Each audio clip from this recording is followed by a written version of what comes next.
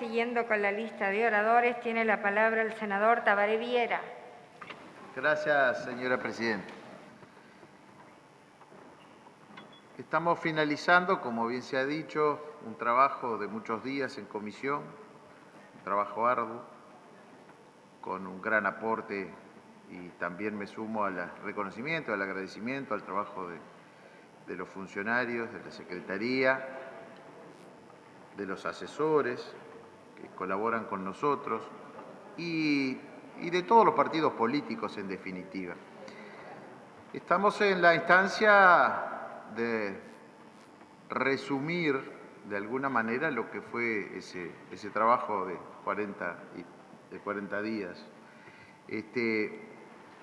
Y yo, si tengo que resumir mucho en una frase, me atrevería a decir que es un gran éxito lo que hemos tenido.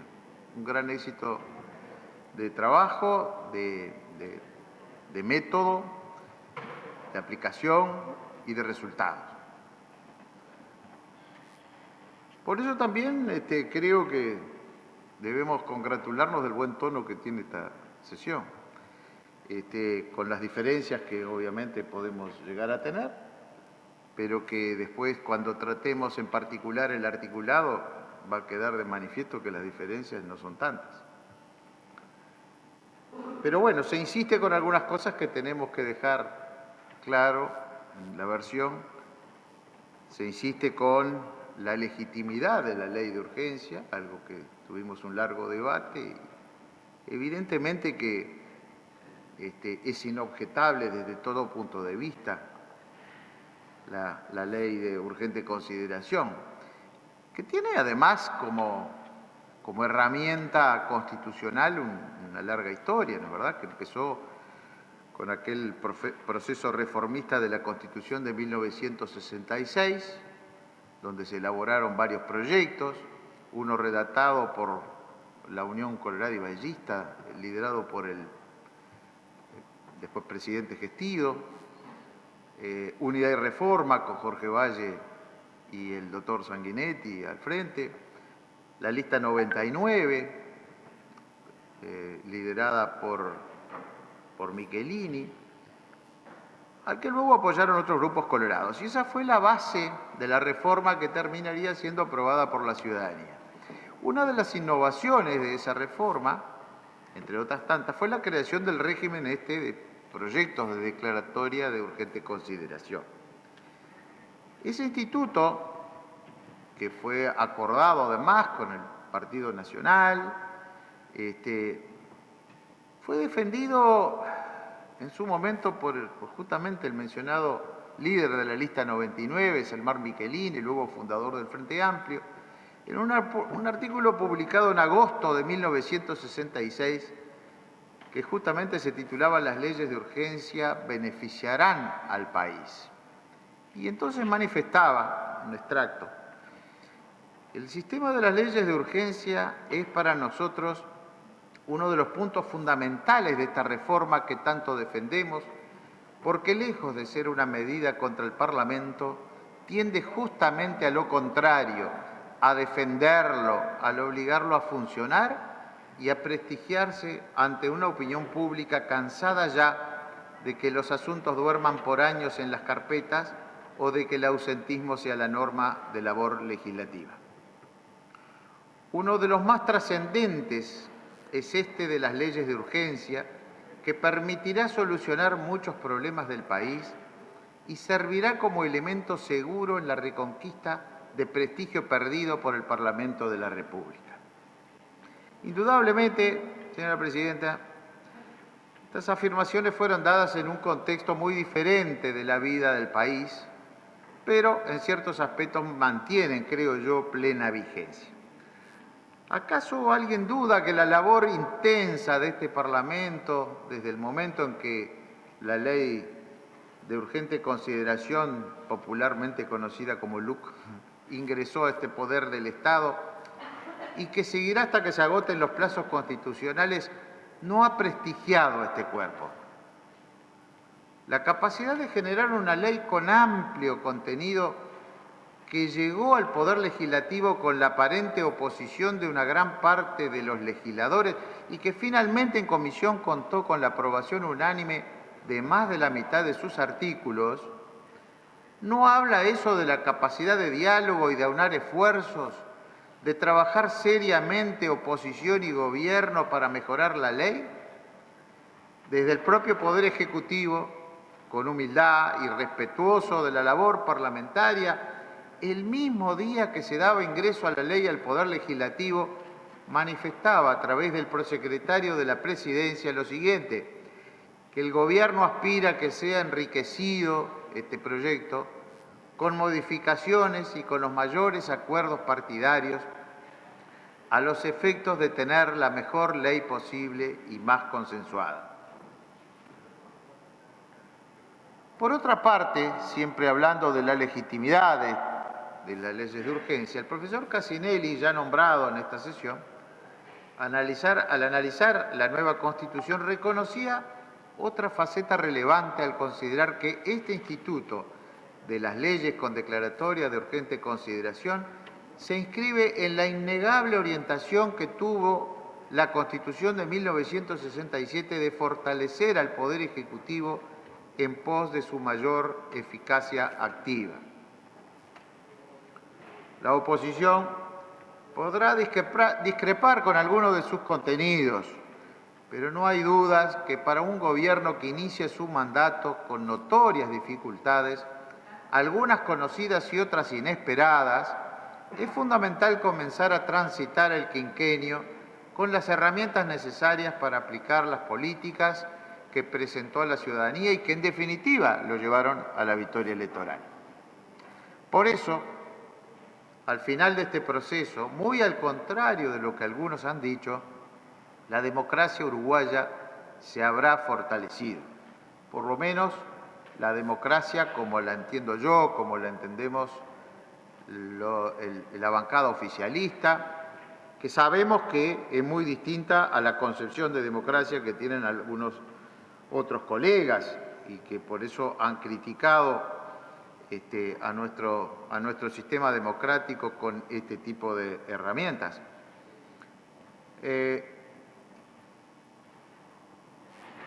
Encontrará entonces el Poder Ejecutivo con las herramientas para desarrollar su compromiso con la ciudadanía y al Parlamento reafirmando su prestigio a partir justamente del trabajo intenso, del diálogo y de los aportes para mejorar esta ley.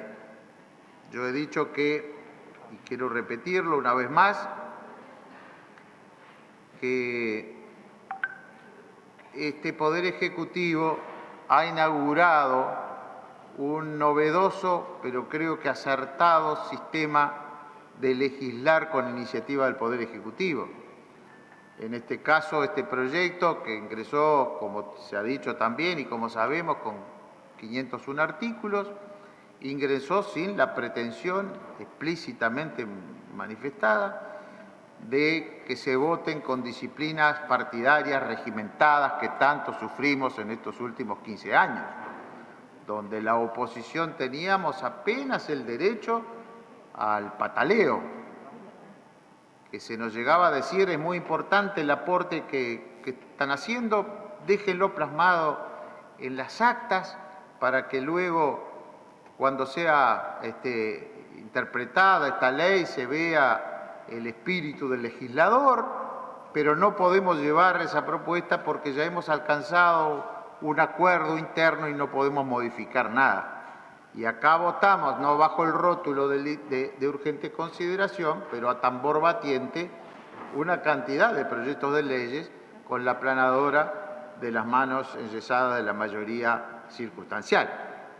Ahora logramos trabajar libremente, aportando, modificando, hasta recibiendo, y eso es un mérito de la oposición, pero es un mérito fundamentalmente del oficialismo, que se abrió a escuchar a las 160 delegaciones que nos visitaron, pero principalmente a la oposición que hizo aportes, que ayudaron a mejorar el proyecto de ley, pero que estuvimos de acuerdo. Entonces recogimos aportes de los socios de la coalición, pero también de la propia oposición. Además, fueron muchos los proyectos de ley de urgente consideración en el periodo democrático del año 85 a la fecha. Vale recordar que durante ese periodo posterior a la restauración democrática se presentaron 13 proyectos de ley de urgente consideración, 6 de los cuales tuvieron iniciativas en el gobierno del Frente Amplio. Y las materias consideradas fueron muy variadas, están vinculadas en la mayoría de los casos a cuestiones urgentes, más bien lo que buscaba al decir de Casinelli era una mayor eficacia activa de las políticas que cada poder ejecutivo buscaba llevar adelante. Algunos de estos proyectos que luego se convirtieron en ley tuvieron un contenido específico, pero en varios de ellos su contenido era muy variado e implicaba la modificación de decenas de leyes. Desde la oposición y de algunas corporaciones se realizan algunos cuestionamientos generales que se reiteran en esta sesión. Algunos de ellos, que su contenido no es de urgente consideración, que elude la prohibición de remitir más de una ley a la vez, al enviar una ley ómnibus que modifica decenas de leyes. Su extensión no permite un trámite parlamentario adecuado, creo que ha quedado totalmente desmentido porque hemos trabajado mucho, muchas horas, pero el tiempo alcanzó perfectamente, incluso para recibir a todo el que le pidió una audiencia a la comisión y que quiso ser escuchado. Que resta calidad a la democracia, que es un avallazamiento al poder legislativo, que es un instrumento de carácter excepcional. Todas las críticas tienen algo en común: carecen de un fundamento de texto constitucional. Todas se responden por la vigencia de nuestra Constitución.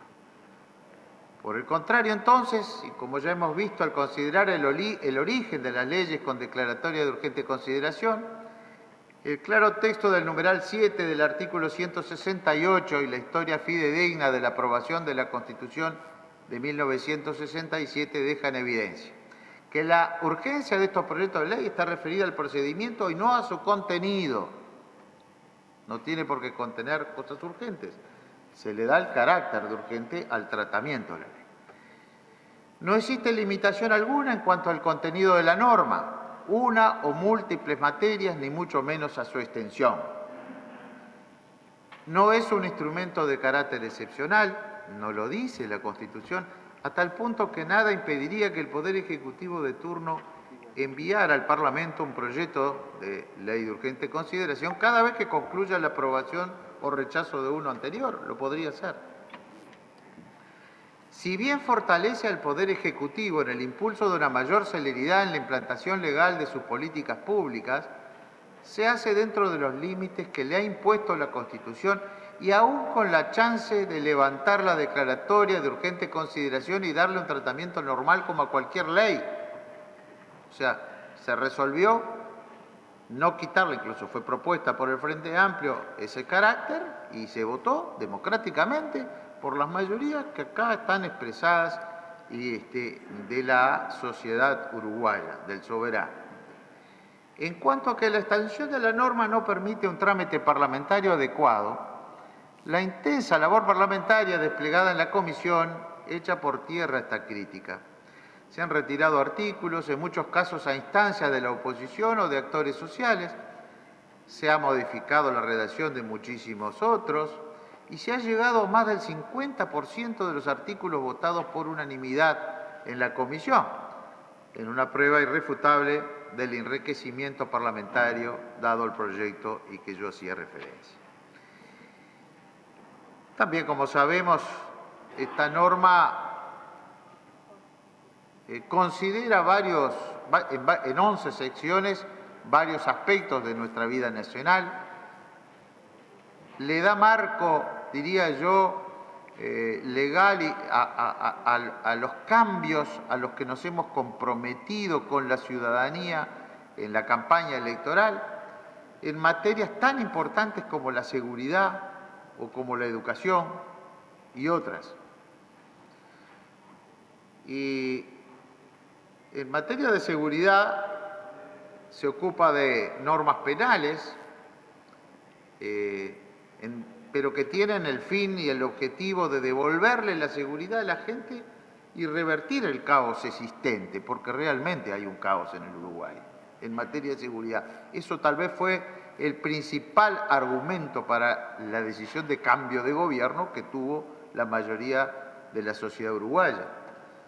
Solucionar el desastre que heredamos en materia de seguridad pública, combatir la impunidad y recuperar la legalidad perdida, recuperar calidad de vida que los uruguayos que merecen vivir sin miedo debemos tener. Enviar una señal muy clara y contundente a la delincuencia en el sentido de que la ley no ampara más al delincuente.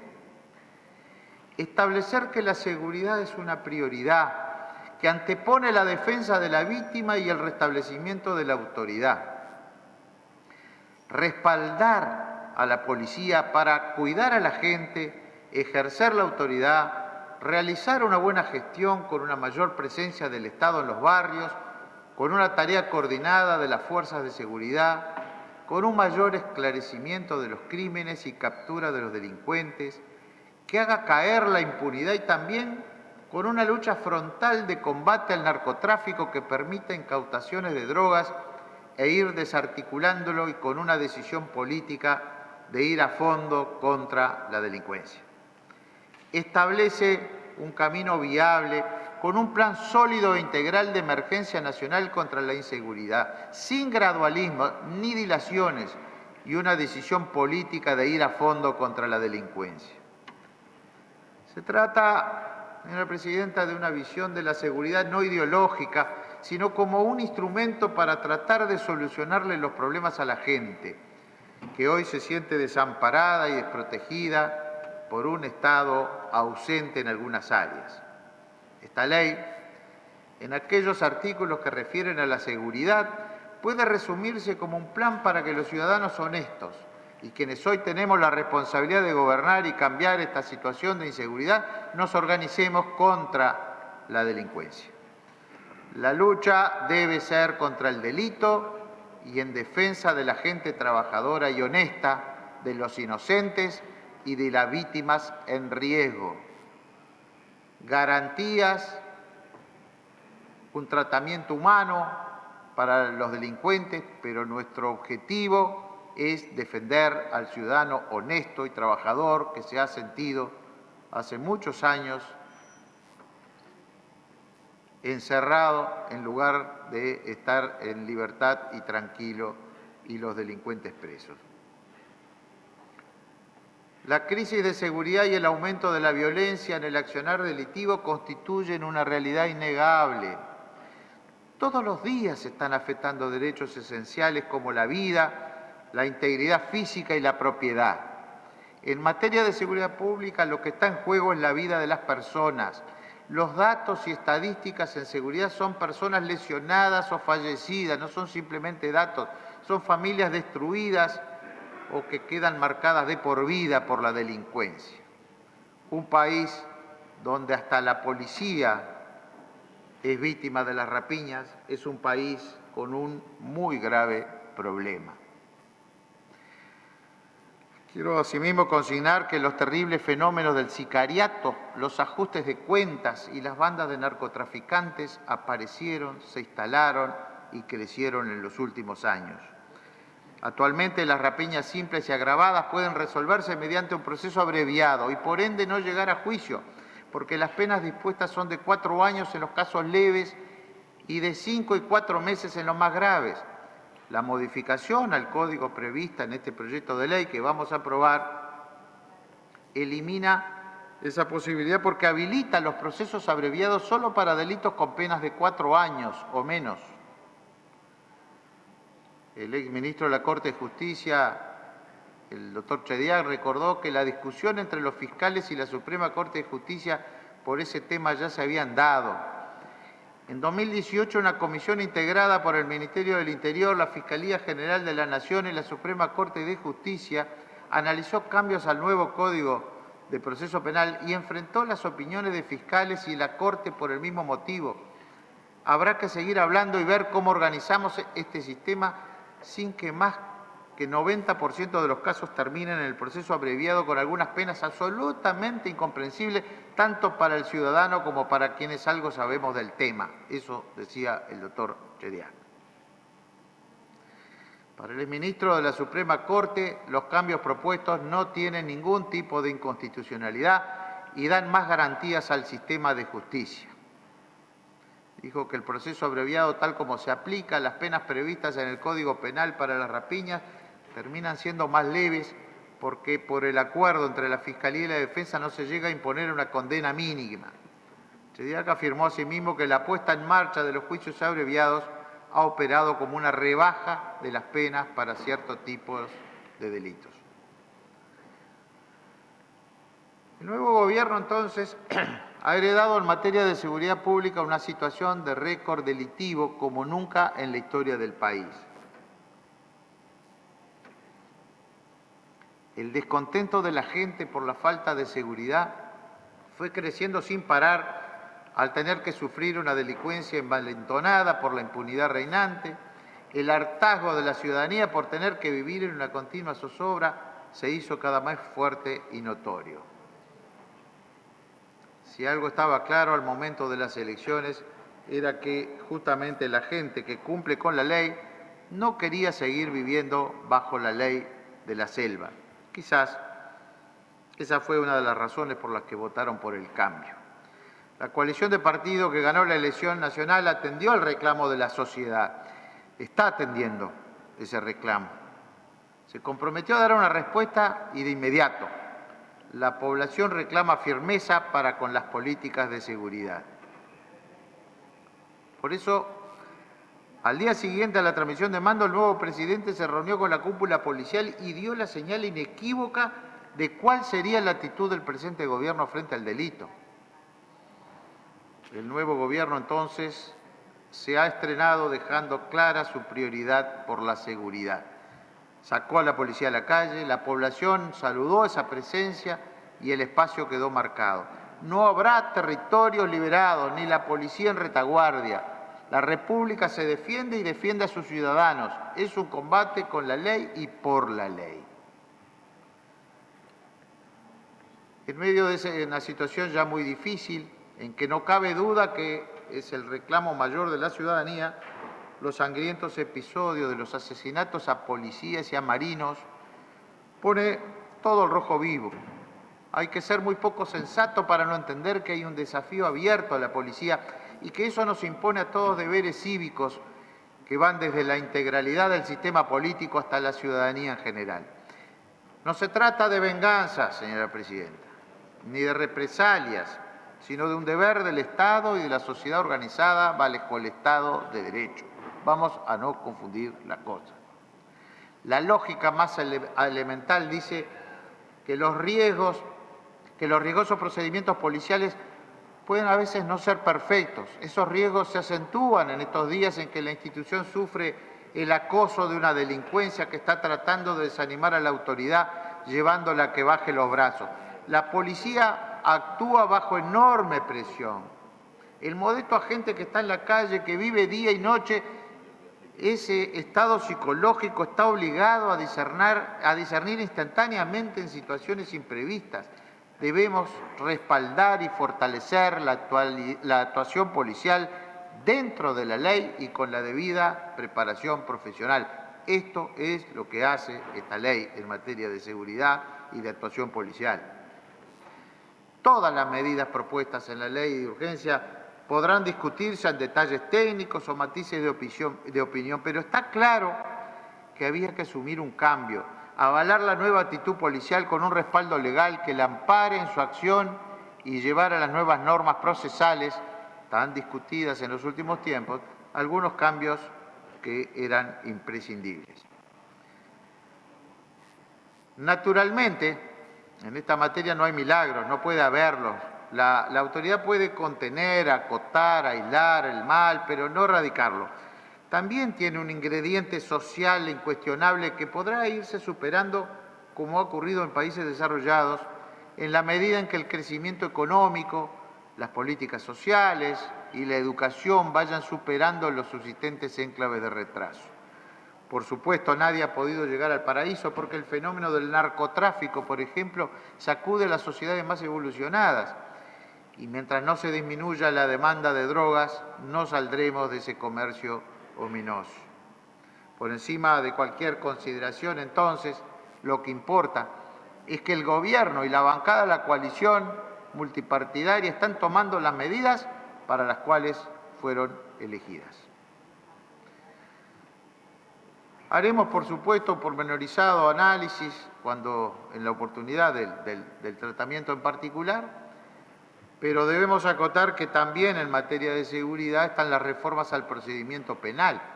La LUC encara diversas reformas al procedimiento penal que tiene su origen de deficiencias en las normas contenidas en el nuevo código y otras que derivan de la aplicación de estas en la práctica por parte de los operadores, de jueces y fiscales. En muchos casos se ha llevado a una verdadera situación de impunidad de la delincuencia, que a pesar de ser detenido, contando con las pruebas de la comisión de un delito, terminan en libertad al amparo de algunos regímenes instaurados por el nuevo código. En contrapartida, la sociedad y en especial las víctimas de la delincuencia sienten que el Estado los ha abandonado y ha optado por defender a quien lo agredió, robó, etc. Ese es el sentimiento popular.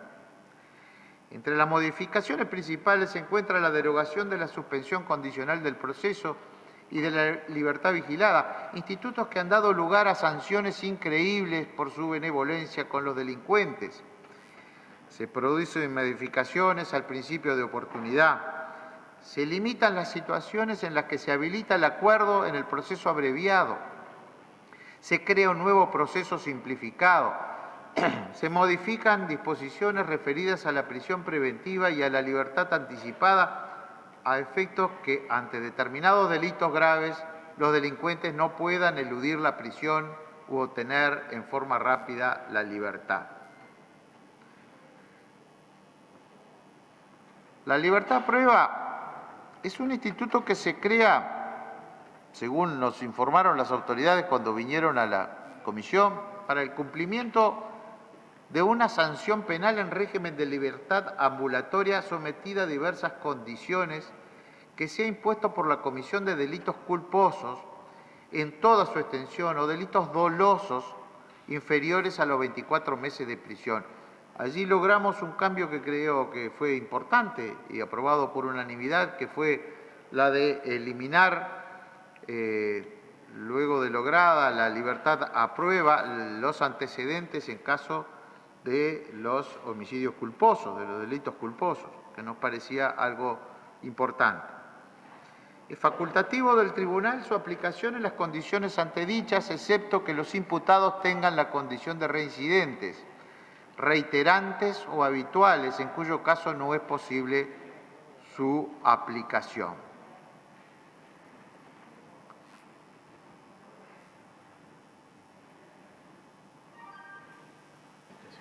Bien. La ley tiene, obviamente... Se está solicitando que se prorrogue la hora. Se vota. 2021. Continúo con la palabra, señor senador. Creo que debo destacar, porque acá se ha hecho mención también a la defensa de las empresas públicas.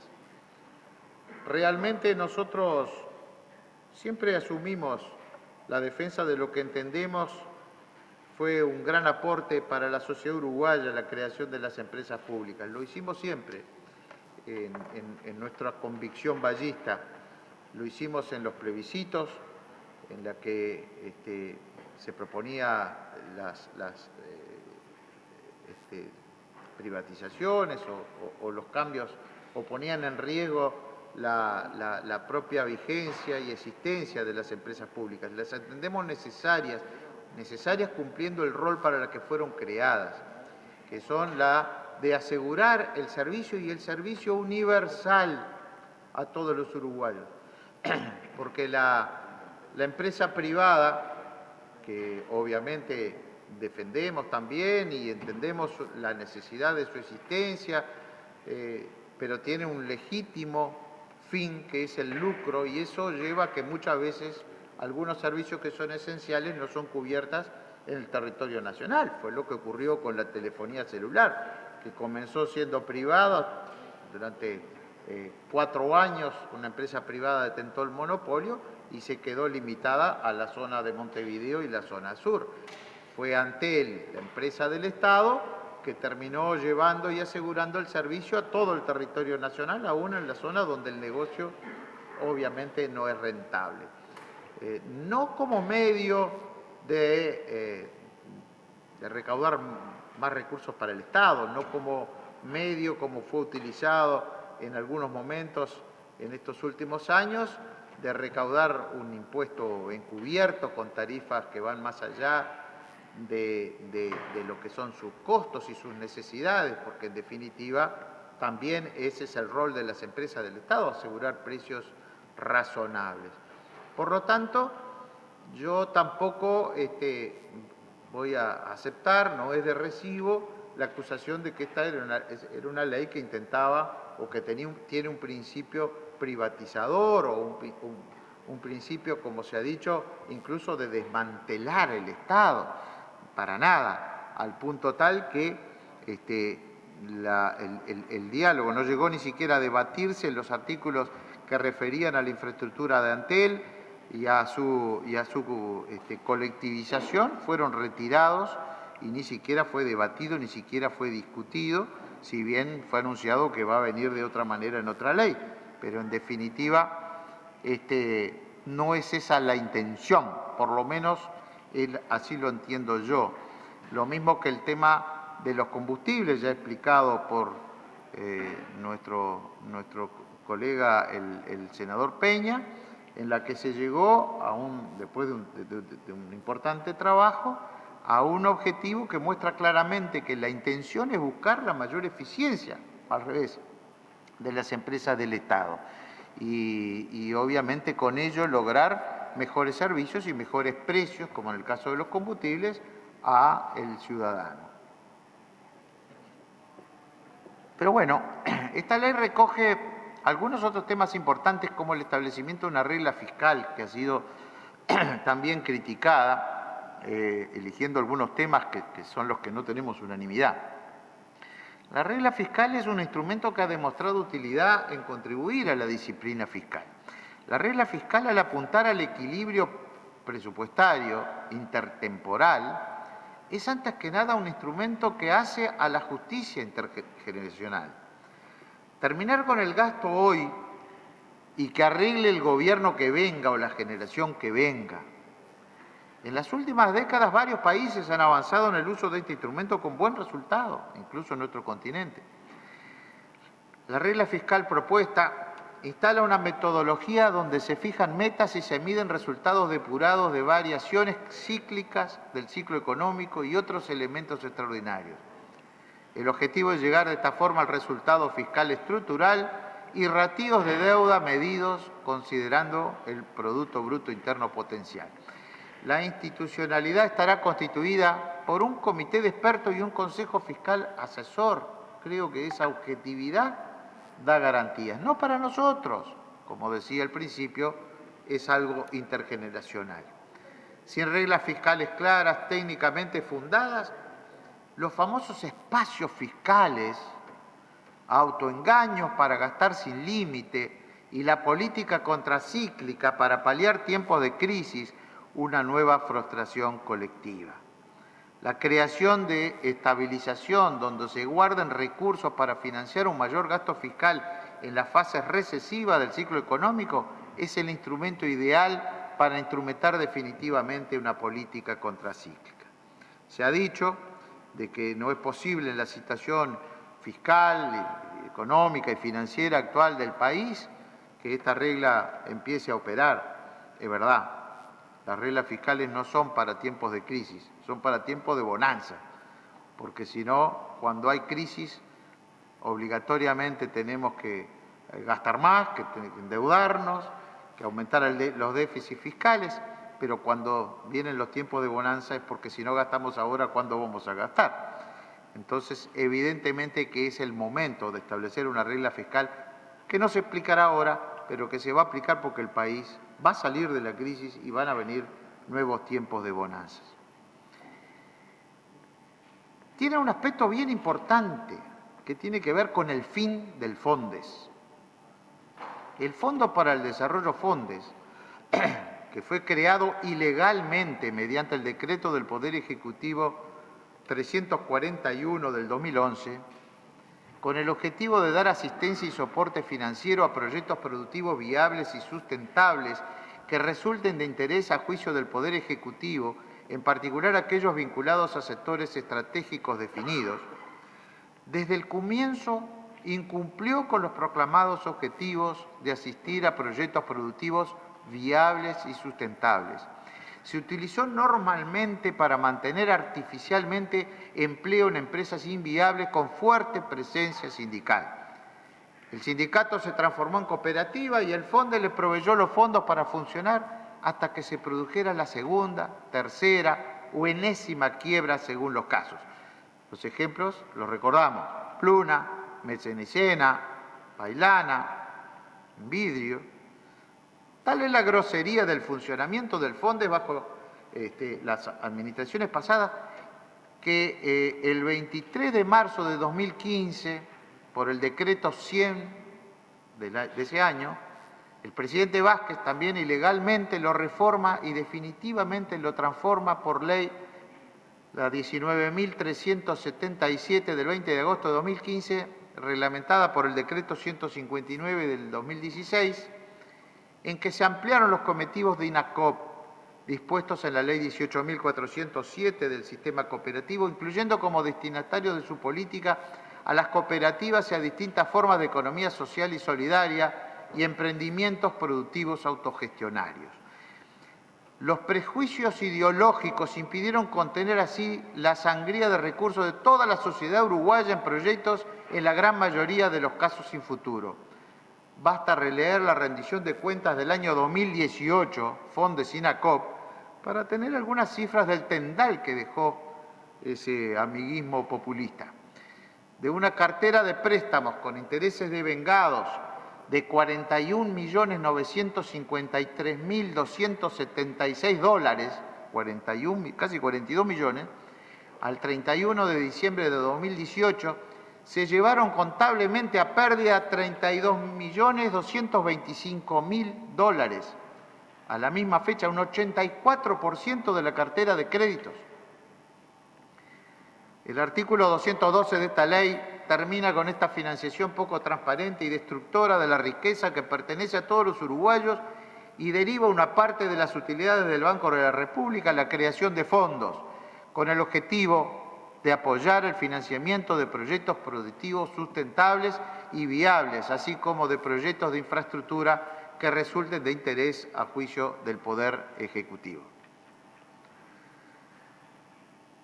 También esta ley fortalece la normativa sobre la vivienda y sobre la emergencia, con la separación y la creación del Ministerio de Ambiente.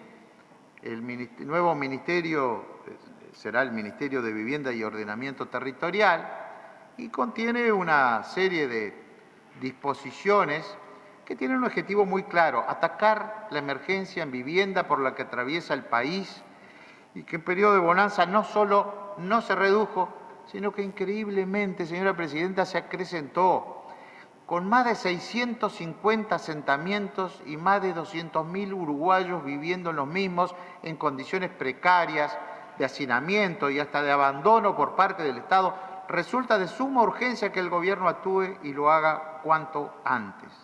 Y en este sentido, la ley contiene algunas medidas que con seguridad permitirán actuar en serio y con una política definida sobre el problema, como la creación de la Dirección Nacional de Integración Social y Urbana, que se encargará de coordinar, entre otros cometidos, la acción social conjunta del Plan Nacional de Integración Sociohabitacional, Juntos, la unidad de coordinación del programa de mejoramiento de barrios, que es el que sucedió al PIAI, al programa de integración de asentamientos irregulares, de gran éxito a mi entender, y el Plan Nacional de Relocalización. En materia de expropiaciones se declara de utilidad pública la expropiación por parte del Poder Ejecutivo o de los gobiernos departamentales, según corresponda, de los bienes inmuebles necesarios para la regularización de asentamientos irregulares, así como la prevención de los mismos, algo que realmente es necesario, si no, no se acabará nunca ese problema. Debemos correr algún día desde adelante y no correr de atrás el problema. Se busca ampliar la cartera de bienes inmuebles disponibles para dar nuevas soluciones habitacionales a través de la transferencia de bienes públicos que estén vacíos y sin uso al Ministerio de Vivienda y Ordenamiento Territorial, y la inclusión del Ministerio de Vivienda como segundo beneficiario de las herencias yacentes, luego de primaria, que fue siempre el beneficiario en este país. Se crea una nueva modalidad de alquiler, los arrendamientos sin garantía, sin duda que esta va a ser una herramienta más que va a permitir a muchos que no tienen hoy la posibilidad de alquilar una vivienda por carecer de garantías, de acceder a un techo digno. Y el nuevo rol del MEBIR ante casos de emergencia de vivienda es de suma importancia haber incorporado en esta ley la posibilidad de que la exitosa experiencia de MEBIR pueda ser aplicada en los centros poblados del interior del país menores a 5.000 habitantes y en caso de emergencia de vivienda declarada por el Poder Ejecutivo también pueda alcanzar a las zonas urbanas y suburbanas de todo el país. Rápidamente, para ir terminando, se me acaba la hora, se ha hecho referencia también a otra diferencia sustancial que tiene que ver con la protección a la libre circulación y a las libertades sindicales en el país. La Constitución uruguaya consagra la libertad de circulación, posibilidad del individuo de desplazarse libremente dentro de su territorio. Este derecho emana del artículo 7º de la Constitución y está además sustentado por otros acuerdos y pactos internacionales, como el Pacto de San José de Costa Rica. Las normas incluidas en el artículo 466 a 468 vienen a dar cumplimiento justamente al mandato del artículo 7º de la Constitución, pretendiendo garantizar el derecho del goce del derecho a la libre circulación a todos. Desde la oposición y de algunas organizaciones sociales se ha levantado la crítica contra estos artículos argumentando que afectan a la libertad de expresión y al derecho de reunión, que afectan al derecho de protesta, incluso algunos llegan a referirse a la criminalización de la protesta, eso también lo hemos escuchado, o que la LUC trata de impedir por medios indirectos que se materialicen y se canalicen las expresiones de descontento, las manifestaciones a nivel popular. Los argumentos no son de recibo, creo que están equivocados, pretenden desvirtuar el real sentido de las normas propuestas y toman partido por unos derechos en desmedro de otros. ¿Cuáles derechos son más derechos o más válidos? En este proyecto de ley se asegura que quienes hagan manifestaciones no puedan hacer piquetes, o pueden hacer piquetes, mejor dicho, siempre y cuando no entorpezcan la libre circulación, que es un derecho que tienen todos los ciudadanos, o de que quien ocupe un lugar de trabajo lo deba hacer respaldado incluso por normas internacionales, por recomendaciones de la OIT, pero que lo pueda hacer asegurando el derecho y la libertad también de los que quieren trabajar y de los propietarios o directores de las empresas. Señora Presidenta, creo que vamos a votar y va a salir afirmativo con el 50% de los artículos finalmente votados por unanimidad, pero una gran ley que le da principio a los cambios a los que nos hemos comprometido en la campaña electoral como gobierno. Gracias, señora Presidenta.